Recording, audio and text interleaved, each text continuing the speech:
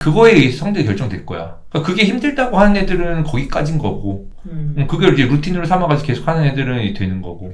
그러니까 잘한다, 못한다 기준이 이렇게 되는 거야. 이제 문제를 풀었을 때 까먹는 데는 10초만 까먹는다 하거든.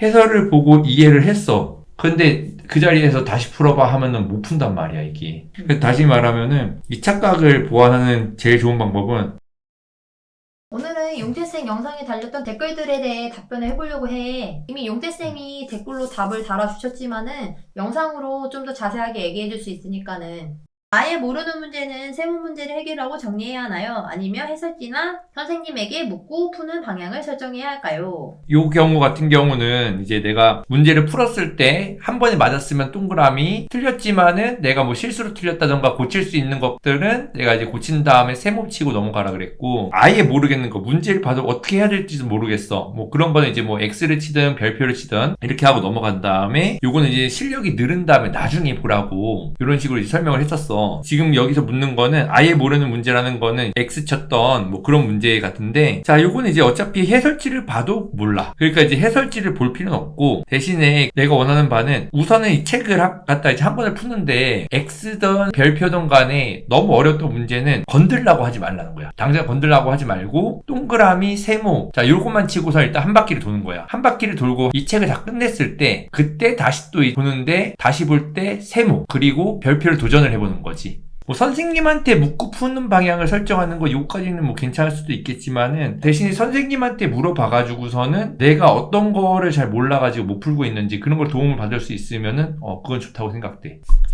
자, 그래서 이제 요거는 선생님한테 이제 묻고 푸는 방향을 설정하는 것까지는 괜찮고, 그 다음에 이제 해설지를 보려고 하기보다는 책을 한번 다 이제 보고 다시 해결하는 걸로 이렇게 마무리 짓겠습니다.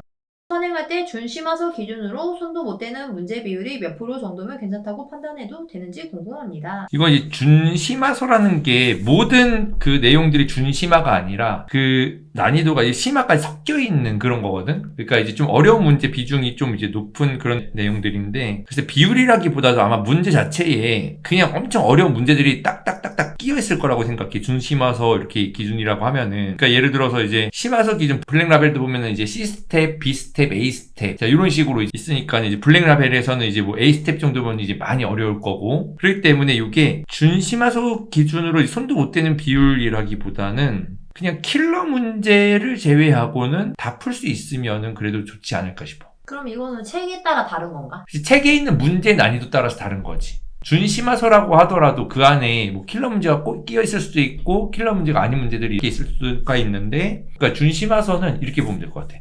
내가 만약 못 풀었는데 그걸 검색을 해봐. 검색을 해봤는데 킬러 문제야. 이게 알고 보니까 어떤 뭐 평가원 모의고사에 나왔던 킬러 문제야. 그러면은 이제 이건 내가 못 풀만 하네. 근데 내가 못 풀어가지고 이제 검색을 해봤는데 한 뭐 10몇 번대 막 좀 그래도 킬러 문제는 아니고 준킬러도 아닌 그런 좀 이제 4점짜리 문제 유형이야. 그러면은 좋은 상태는 아닌 거지. 근데 이제 쌤이 얘기했을 때는 그때 7, 80%라고 그 영상에도 얘기했던 것 같거든. 그러니까 이제 내가 봤을 때는 그거를, 그러니까 킬러 문제가 끼어 있는 게, 이건 그러니까 손도 못 대는 문제 비율이잖아. 그러니까 손도 못 대는 문제 비율이 80%면 안 되고 당연히. 근데 손도 못 대는 건 내 생각에는 그래도 한 5개 중에서 1개? 그 정도면 그래도 무난하다고 봐. 그래도 좀 찾아봤으면 좋겠어요. 그러니까 내가 못 푼 문제가 어느 정도 난이도인지는 찾아보고 그래도. 그러니까 뭐 예를 들어 자이스토리 같은 경우는 1등급 문제인가 아무튼 뭐 그런 식으로 이제 딱 있거든. 그 책 안에서 있는 어려운 문제를 못 풀었으면은 그건 인정이지. 예를 들어 내가 센스탁을 보는데 A 스텝, B 스텝, C 스텝이 이렇게 있잖아. 근데 내가 못 푼 문제가 만약에 뭐 A 스텝에 들어있어. 그러면 이제 문제가 있는 거지. 손도 못 대는 문제라고 했으니까 그럼 쌤의 경우에는 그나마 C 스텝 안에서 한 2-3개 정도? 그러면은 되게 훌륭한 거지. 이게 내가 이제 애들한테 얘기하는 것 중에 하나가, 까먹는 데는 10초만 까먹는다 하거든? 해설을 보고 이해를 했어. 근데 그 자리에서 다시 풀어봐 하면은 못 푼단 말이야, 이게. 그래서 다시 말하면은 이 착각을 보완하는 제일 좋은 방법은, 일단 해설을 다 봤어. 안다고 착각을 했어. 그러면은 이제 바로 덮고 백지에다 다시 풀어보는 거지. 그렇게 해가지고 많이 풀었어. 그러면 이제 10분 뒤에 또 풀어봐야 돼. 이제 어느 순간 되면은 잘 이해를 하게 되지. 그러고 나서 나중에 또 다시 해봐야 돼. 한 3번 정도는 해보는 게 좋아. 그럼 3번 정도 하고 또 안 해도 돼?